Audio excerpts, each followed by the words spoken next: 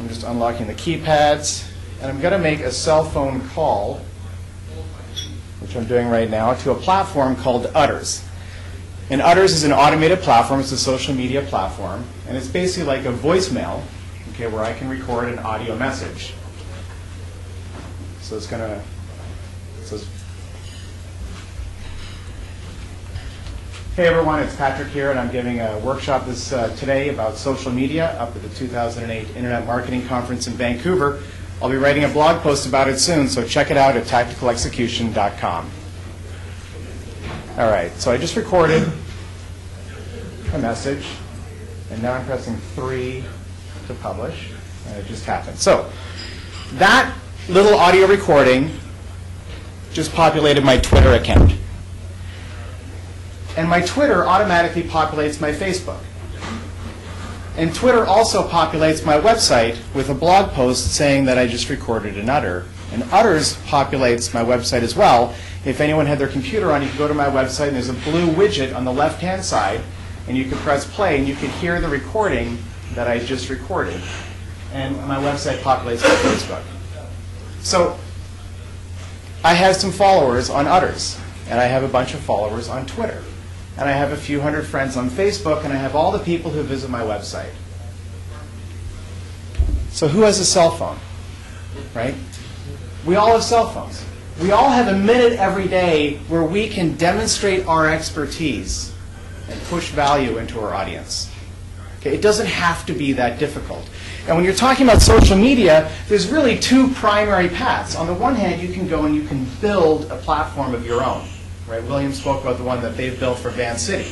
Not an inexpensive proposition, okay? But it can be highly effective, as in his case. But the alternative is to use platforms that exist, that are out there already, and just leverage them to create a network for ourselves. A multifunctional, multi-platform social media platform for ourselves. Utters is free. Twitter is free. Facebook is free. And I built my website using WordPress, and that's also free. So hopefully it just starts the conversation as far as what's possible. So social media, what is it? Let's just go through really quickly some examples. We're talking about social networks like Facebook and MySpace and Orkut and Bebo and LinkedIn and so forth. Social bookmarking platforms, Dig, Delicious, StumbleUpon, Reddit, and so on. Some of the blogging directories like my blog catalog and my blog log. If you go to any of the large blogs, you'll usually see widgets on the left or right-hand side that integrate with those communities. The micro-blogging platforms like Twitter and Utters. Who here is on Twitter? Okay, who here is not on Twitter? Yeah. Sign up for an account. Okay, it's free, and you can...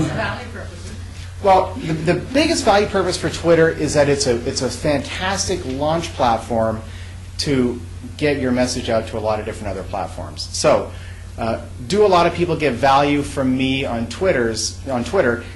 In a sense, yes. I'll get to that in a second. But more importantly, it integrates with my Facebook, and it integrates with my website, and it integrates with Utters. So it's a launch platform for me. So by doing one thing, if I don't have a lot of time and I've got another job that I have to do and so on and so forth, it's one way for me to do something really quickly and populate 4 audiences at the same time. And the main reason is that Twitter is a very flexible API, so it integrates really well with a lot of other platforms. So, but this is powerful stuff. This is stuff you can use right away. Sharing platforms like YouTube and Flickr are absolutely social media platforms. The group platforms like Meetup. Meetup is a classic social media platform. You can organize groups. It's fantastic. Okay, and Yahoo Groups is certainly another one. And the centerpiece is your blog. The blog is really, it's such a simple, rudimentary thing, but that's the way you can tie all this stuff together. Okay, and that's, all the widgets and the integration can go into your blog. So basically what we're talking about is platforms that facilitate communication among users.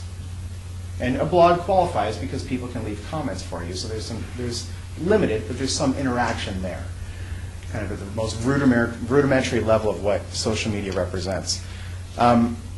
This implies that there's really 2 different opportunities. That's what I said just a second ago. The first is to facilitate the conversation, like William is with Van City, or the person who built Dig, right, or the people who built Facebook or MySpace. They're facilitating the conversations, and we'll talk about some other examples in just a few minutes. But there's a second opportunity, and that's the communication itself. Just to communicate on those platforms and engage in the conversation. The whole conference has been talking about engaging the community.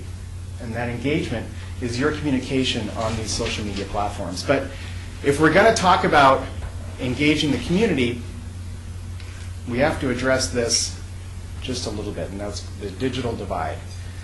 And you know, basically what we're talking about is the tech savvy and the non-tech savvy.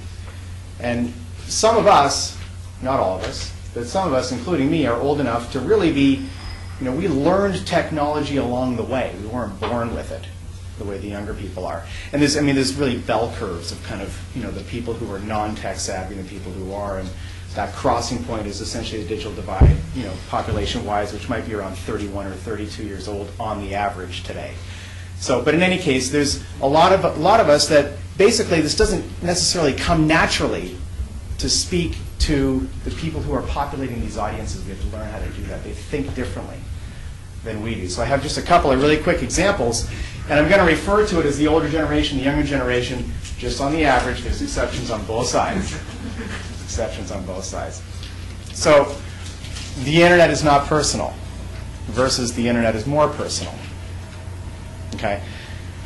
I need to meet someone face-to-face to really get to know them versus if I only meet someone face-to-face, I don't know anything about them. It's fascinating, right, the differences. Online transactions are not secure versus I have to write you a check, which is a piece of paper that has my account number, my address, my name, phone number, and my signature. That's what you want as payment?